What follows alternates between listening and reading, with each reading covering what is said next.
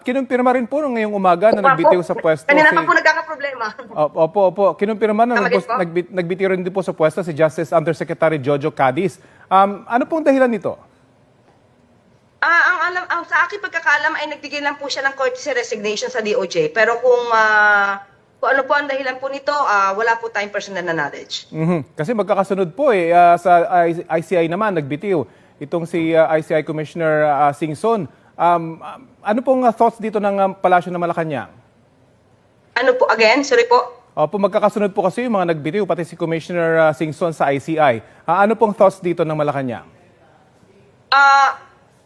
Kung hindi po natin mapipigilan, kasi kung si Sec. Babe Singson po ay tungkol sa kanyang kalusugan at sa security ang kanyang idinadaing, muli, ang Pangulo po ay nagpapasalamat po dahil napakalaking tulong po ang nagawa po ni Secretary Babe Singson sa ICI. At hindi naman po natin mapipigil kung sarili pong kalusugan ang iniinda po ni Secretary Babe Singson. Meron na ho bang napipisil na kapalit si Singson? Wala pa po na pag-uusapan sa ngayon. Sa panayam po ng unang balita kay Ombudsman Remulla, tingin raw niya ay 1 o 2 buwan na lang ang ICI. Ganito po ba yung direksyon ng komite? Hindi pa po rin namin na pag-uusapan sa ngayon ang patungkol po dyan. At ngayon po kasi nakikita po natin kung gano'n din po talaga kasigasig ang ombudsman na sa pamamagitan ng mga dokumento na naibigay po ng ICI, ng DPWH, ng ibang ahensya, nakikita po natin na talagang tutok din po ang ombudsman sa mga kaso po ng mga anomalyang flood control projects sa infrastructure. So with that, siguro pag-aaralan po ito ng Pangulo. Opo, hingin din po namin yung inyong reaksyon. Sabi kasi ni Congressman Duterte, ginagamit daw ng administrasyon ng ICI bilang political weapon para ilihis daw yung atensyon ng publiko at pahinain yung pamilya Duterte bago ang eleksyon sa 2028. Ano pong masasabi niyo roon? Ang ibig po ba sabihin nun, ang mata nila ay nakatuon na sa 2028 elections, samantalang ang Pangulo ay inaayos ang mga usapin tungkol sa mga maanumalyang flood control projects. Hindi po yata dyan ang direksyon ng ating Pangulo. Unang-unang ICI po ay isang independent commission. Marami na po mambabatas, marami na po ang tao na gumalang sa pagpapatawag ng ICI. Parang bukod tangi lamang po yata siya ang ayaw intindihin at ayaw galangin ang patawag ng ICI. Tandaan po natin, kapag ka naman po walang itinatago, hindi naman kailangan magtago at malaya po siya magsasabi kung ano kanyang mga saloobin, ang kanyang mga facts, mga data tungkol sa mga issue na ibinabato sa kanya. Ang Pangulo po ba willing na mag-volunteer na magtungo sa ICI para sabihin yung kanyang nalalaman tungkol sa mga flood control projects? Bakit po kailangan mag-volunteer?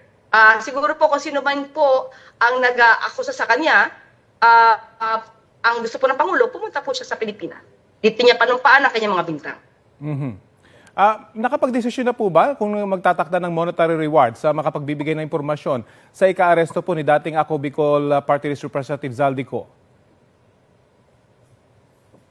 Ayon po sa DILG ay hindi naman po ito kinakailangan.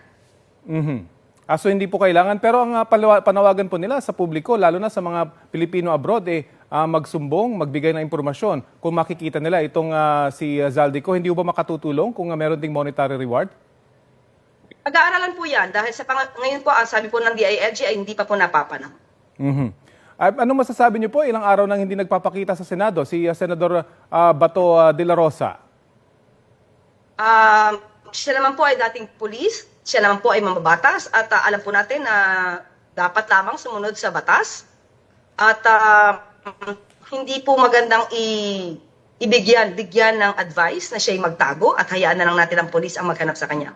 Mas maganda po sumunod siya sa batas at kinakailangan po na yung trabaho niya. Wala naman po kasi sa ngayon po, siguro na doon lang po yung takot niya nung nabanggit na di umano may warrant of arrest.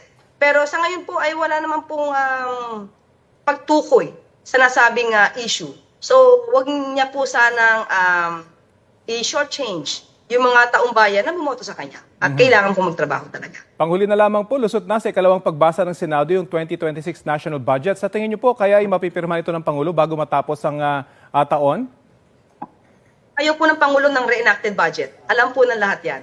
So pipilitin po yan, aaralin, kahit hindi na po matulog ang Pangulo para maaral po yan, para lamang po hindi magkaroon ng reenacted budget. Okay, maraming salamat po sa oras na ibinahagi niyo sa Balitang Hali. Maraming salamat, Rafi. Palace Press Officer Yusek Claire Castro.